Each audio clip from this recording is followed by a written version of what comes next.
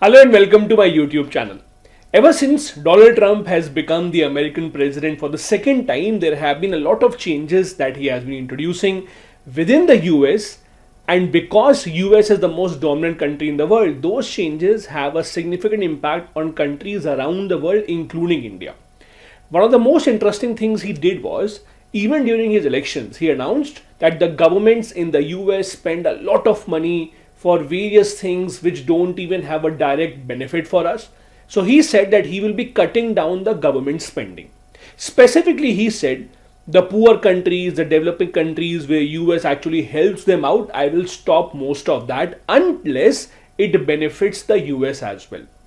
Many people thought it's just a rhetoric, but now that he has become the president, he has started to work in that direction. One of the first things that Donald Trump did was he set up a new department called DOGE, Department of Government Efficiency, under Elon Musk. The responsibility of this department is to cut down wasteful government expenditure. So they have been seeing where is it that it is possible to cut down the expenditure of the US government. Now, from all the departments, the one department that has been a lot in the news is USAID. Now, USAID stands for United States Agency for International Development. As the name suggests, this particular agency is responsible for ensuring that America supports as many countries around the world that it sees as its friend for economic development, for social development, and for other such purposes. This agency spends a lot of money in Africa, Asia, including in projects in India, for education, for healthcare, for other activities which should benefit people in the long run.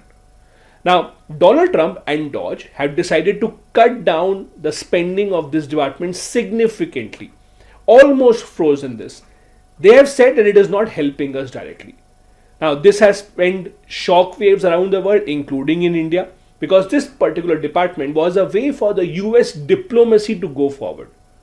See, when a country tries to help the other countries, it is all in measure to ensure that their diplomacy goes far and wide, so that when the time comes, these countries are standing with you because you had helped them earlier.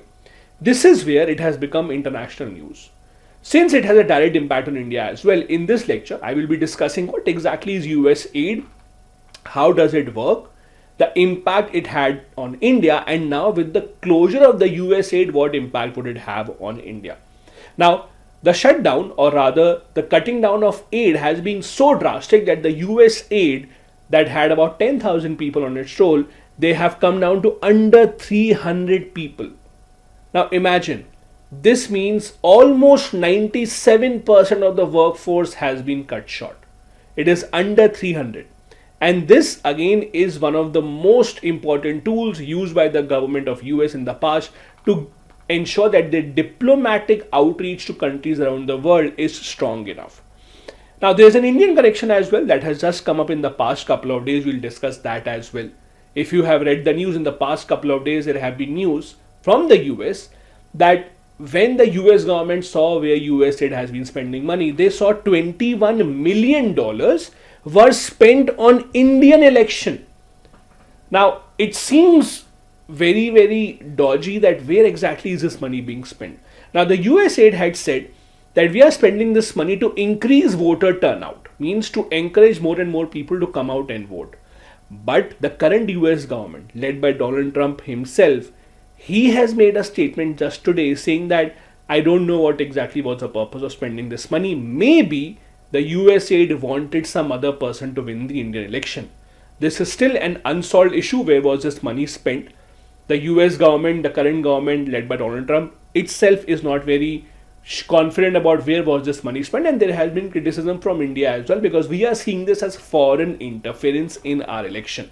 And interestingly, USAID has been known to have foreign interference in many countries. I will give you this example as we go forward. So in this lecture, we will be discussing this in a lot of detail. It's an extremely important topic for your examination, for specifically mains and the prelims exam as well. Now, if you go back in time, the beginning of USAID was in 1961 under John F. Kennedy. Now, please understand, 1961, the peak of the Cold War, where the world is divided between two parts, one USSR, one US. and both the countries trying to attract as many countries into their side, into their group as possible. How do you attract a country to your side? The best way is to help them financially, to help them with all these development efforts. Under this, the American government thought, let's initiate a specific department within the government called USAID that will do this.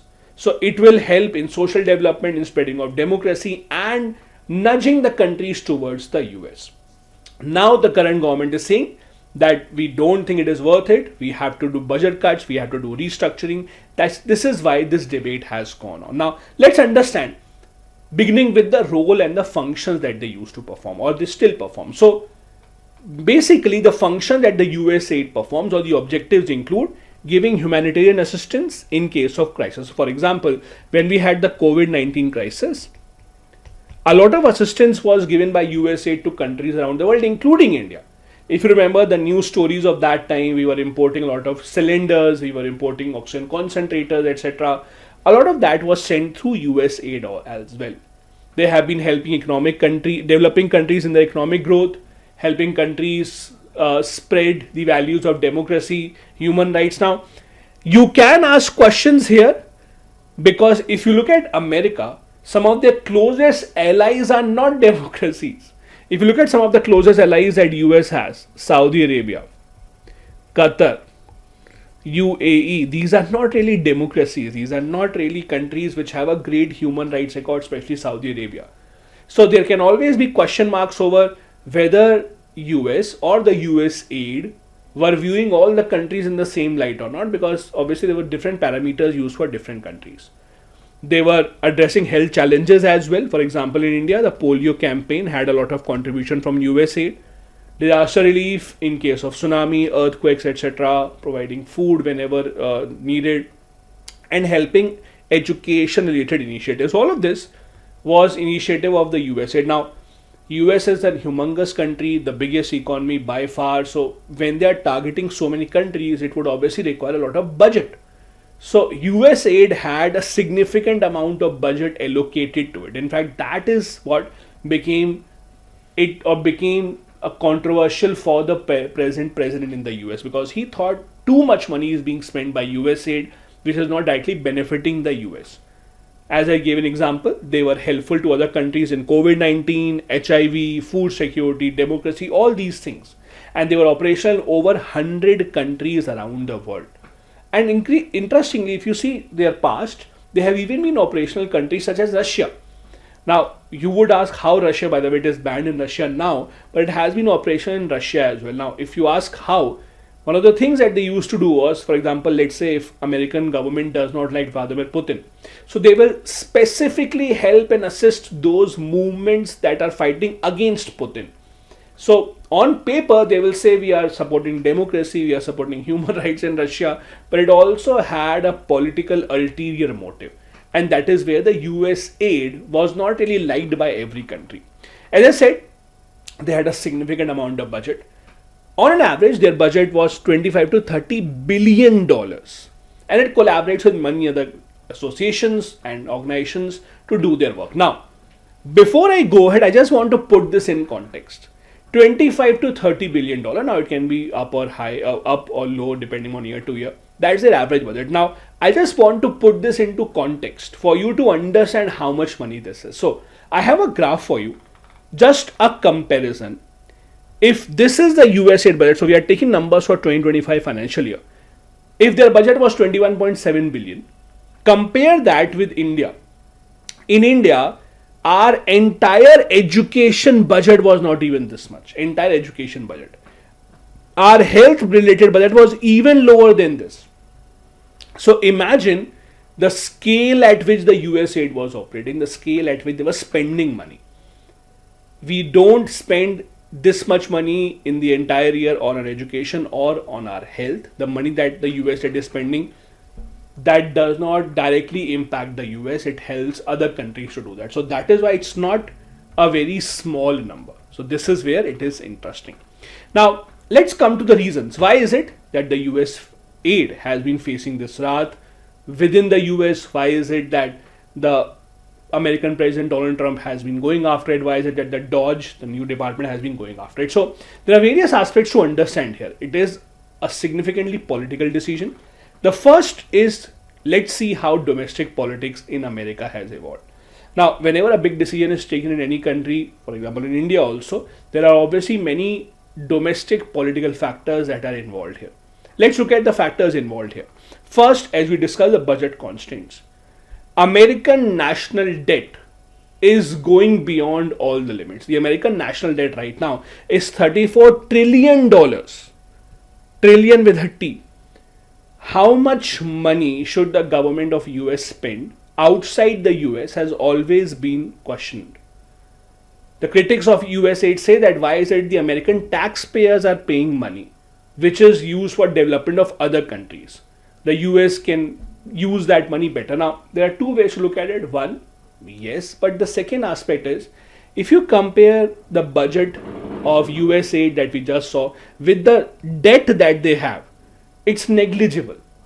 But still, this is one aspect of this debate. Now, again, this debt, the national debt that we have in the US, it is humongous. And I just want to put this in the context that you understand. The debt that the US have right now is combined economies of China, Germany, Japan, India and UK. Roughly, all these countries, their GDP combined, that is where the US debt is right now. This is the larger context of why Donald Trump is cutting down the size of the government and cutting down a lot of government initiatives, not just the USAID. So this is how they justify. The second aspect of domestic politics involved here is who is in power. Now, America is a two-party system. Mainly two political parties have a chance to come into power, Democratic and Republicans. Republicans have always been of the view that the money is better spent within the country. That our country's internal development should always be prioritized. Yes, they want America to have a good name, but they think that hard diplomacy would always work better. Democrats, on the other hand, that were in power earlier when Joe Biden or Barack Obama, they are Democrats. Democrats have always been of this view that we should be liberal. We should take our position as a world leader very seriously. They have always been of this view that if we have to continue to be the world leader, we have to spend that money to maintain our position. So, because it is the White House now has a Republican president, this is why this step has been taken. If a Democrat president would have been in power, if Joe Biden would have won or Kamala Harris would have won the election, then that would not have been the case. One other aspect is the rise in this rhetoric called America First. Now, America First can also be interpreted in the same manner as we say Atmanirbhar Bharat, for example. The American government in the past few years, again led by Donald Trump, has been making use of this slogan quite considerably, saying that all the money, all the resources that we have as Americans should first be used for our own benefit, and then the leftover can go ahead. Now, the Democrats had this view that we are a developed country, we have a responsibility, a moral obligation to help the other parts of the world as well. Republicans don't seem to be in line with that. So America First is seen in different ways. America First can also be that we want to be strong enough first and then we would be able to help the other countries. Other thing is that if America has become so developed by taking advantage of natural resources, by polluting the environment, then they have a responsibility of helping the other countries as well. So there are different aspects to look at it.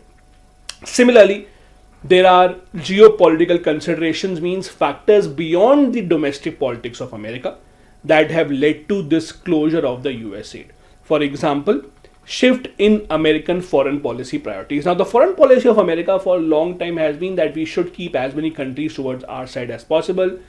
Smaller countries would not need a lot of money. Even if we give them small amounts of money, they would be tilted towards us. But now, the priority seems to be to have a kind of a competition with China and Russia. So, a lot more focus should be on spending of defense. Please understand, when Donald Trump came to power, it's not that he wants to cut down all the government spending. Rather, he is actually increasing spending on defense. He's asking NATO also to increase spending on defense. So it's specific sectors where the American president thinks that we don't need to spend money. It's not that he's cutting down spending from everything. So this is a significant shift in the foreign policy, that the foreign policy should prioritize their hard power right now. The soft power component of helping the countries, giving them scholarships, etc., that seems to be going on a back burner. And hard power, military power, this kind of spending seems to be the way forward right now. There's also been criticism of its political intervention. As I told you just a couple of days back, the news came in that significant amount of money was spent in increasing voter turnout in India. Now, no country would want any other country to interfere in the election process in any manner whatsoever.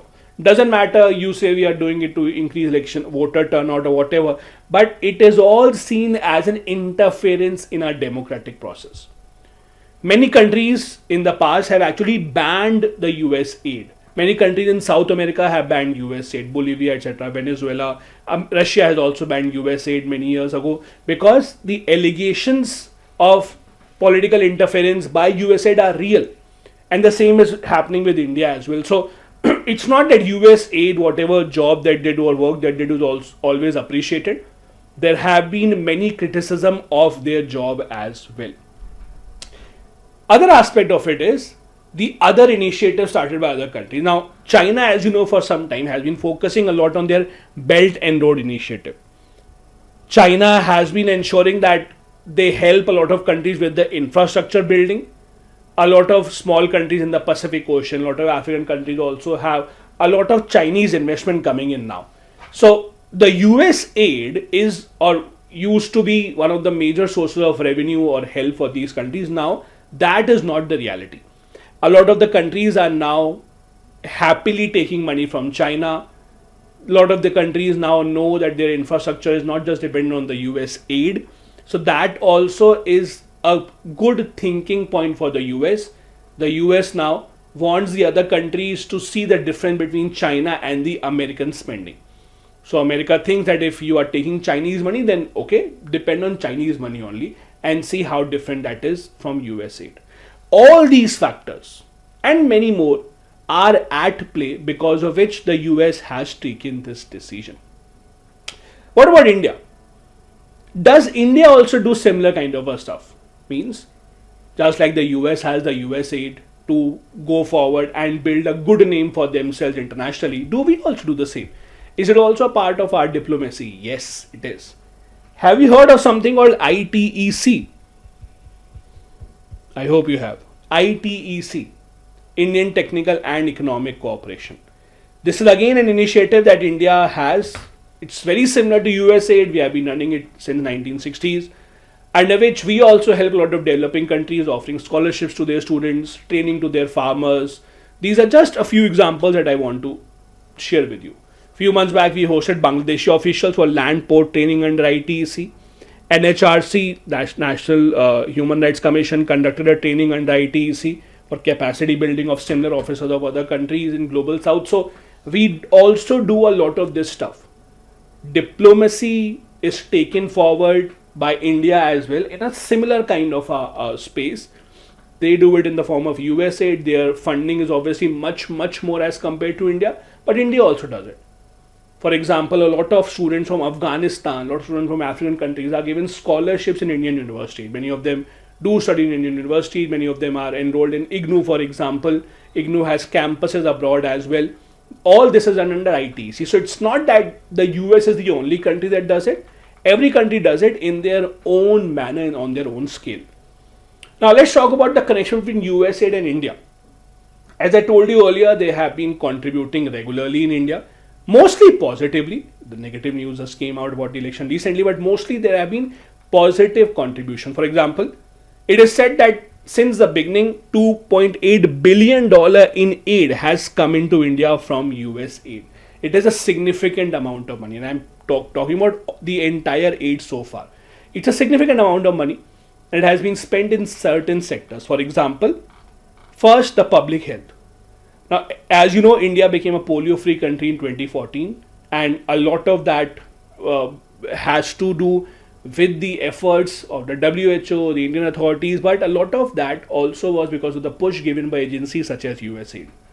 USAID has a program called PEPFAR, where I'll just talk about this in detail. That has also helped India in controlling and reducing the cases in HIV. COVID-19 also was a tough time where India had many ventilators, oxygen cylinders coming into India because of funding of USAID. So all these, again, there are many other examples, but these are some of the major ones where the USAID has been helping India. So this PEPFAR stands for President's Emergency Plan for AIDS Relief. Under this program, they have been focusing a lot on Africa, where most of the HIV cases come in, sub-Saharan Africa especially. And in India also, this program has been functional. It has been funded by USAID. It has led to 90% reduction in HIV cases from mother to child in partner countries. So it's not that it's a shady operation. It is a operation that has led to a lot of good things coming out. And that is why we have seen direct impact of it in many African countries. Many healthcare facilities have shut down already because of the cut in funding. The COVID-19 relief, as I was telling, thousands of oxygen cylinders, ventilators, etc. have come in. In total, $226 million of aid from USAID had come to India. Many frontline workers were given training, vaccine rollout, all of this. When India was doing it, we were helped and assisted by USAID. Examples don't end there.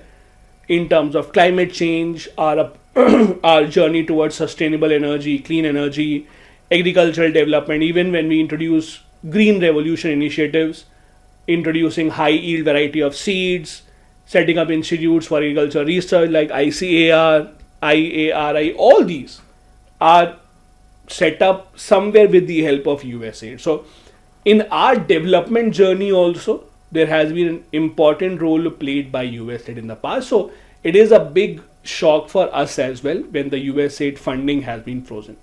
In disaster relief, tsunami was a major example of where the USAID came in, held many partner countries including India and the countries in the Indian Ocean. Many women entrepreneurs have also been helped by this. They launched the Let Girls Learn program in the rural areas specifically. All these are examples of USAID helping India. Many of these programs are still running. Many of these obviously will be shut down in the near future because the funding has now stopped. This is where the contribution has been in terms of public health programs specifically. Most of their funding went to polio, then controlling HIV AIDS. This is where, again, it's just spending the public health programs, education, etc., sustainable energy is beyond that. Now, this funding freeze would have long-term implications for India as well. For example, we will have to look for other partners, other agencies from where we can get loans. Now, there are alternatives available, not at the same scale, but there are alternatives available. Japan has a Japan International Cooperation Agency. China has AIIB. By the way, it's not China's. We also are a member of AIIB. Then there are World Bank, IMF loans. The difference mainly is that USAID gave you grants, so you don't have to pay it back. Other agencies like AIIB, etc., World Bank will give you a loan which you have to pay back. So there's a difference between the two. It's not that you would not have any funding, but at least you would have to pay it back now. On the other hand, with the reduction in funding, you would also see reduction in influence of American policymakers here. See, you have to understand, when someone gives you money, money doesn't come for free. They might say, no, this is just a grant, you don't have to pay it back. But you all know that next time when you're making an important policy, you get a call from the US government that I wanted to make such a change in the policy. You know that you can't say no all of a sudden because a lot of funding is coming in different forms, be it in the form of USAID, etc. So this is where India would see some impact very, very soon as the money that has been coming in stops. We also have to look for greater self-resilience. We have to focus on our own efforts. Atmanirbhar Bharat initiative. We have to focus on providing funding for our own social sector. We have contributed in other countries as well through USAID. A lot of programs are being run in Bangladesh, Nepal, Sri Lanka, etc. For example, we have been given their officials training, and that the training is done by our officials, and their salary, etc., then comes in from USAID. So USAID is not just giving money for operations in India, but they are giving money to India, for example, so that we can pass it on to the other countries. So that also will be a challenge in the coming months when this funding stops. Now coming to the other aspect of it. The biggest news in the past couple of days with respect to India and USAID was a news coming in that allegedly $21 million was spent by USAID in the name of increasing voter turnout in India. Just today, as you can see, 20th of Feb, Donald Trump gave a statement that Biden administration may have spent this money while they were trying to get someone else elected. Now, there are different ways to look at it. You can't take all these statements given by Donald Trump very seriously, but on the other hand, the office where he is has to be the most powerful office in the world, so you can't take it very lightly as well. America has, or India rather, has reacted very sharply to it. We have spoken against it. Prime Minister's advisor Sanjeev Sanyal has also given a statement that this is extremely bad, this interference should not happen. Now, this is not the first time that such allegations have come out, by the way. 2024 also, there were allegations that some agencies have been funding opposition groups in India specifically, and they were indirectly getting money from USAID. So government of India said that USAID was giving money to certain opposition groups and they were then protesting against the government specifically. So this also had come to light. So the government of India did ban a lot of foreign NGOs in India under the FCRA law. As you know, the Foreign Contribution Regulation Act, the government can freeze foreign funding. FCRA licenses are required. So government did take action against many of these agencies last year as well, but they did not speak against USAID specifically. Home Ministry, as I said, which looks into foreign funding, they stopped funding of many NGOs that has been coming in from foreign sources, etc. So that was an action that we did take last year. Now that USAID's name has come in directly, it remains to be seen how the government responds to it. This has been the government's response. As I said, Mr. Sanyal said that USAID is the biggest scam as Dodge cuts Indian voter turnout funds. So we have obviously not reacted to it very kindly, as no other country would. Every sovereign country takes pride in the fact that our elections are crystal clean and there's no foreign interference, so we don't expect that. In the end, as I said, this is not the first time that USAID has come into controversy. There are multiple examples of countries that have banned USAID in the past. Many South American countries have, Russia has. So it's not that it's a squeaky clean agency. There have always been question marks over its working. And now it is an internal churn in the USAID. We have to see how it turns out. Please understand, USAID has not closed down, but its budget, its staffing, etc. all has been shut down to such an extent that it will be extremely irrelevant going forward. I hope this was a good and informative video for all of you. If you want more such videos, do hit the like and the subscribe button. I'll be back with many more. Thank you so much. Bye-bye. Jai Hind.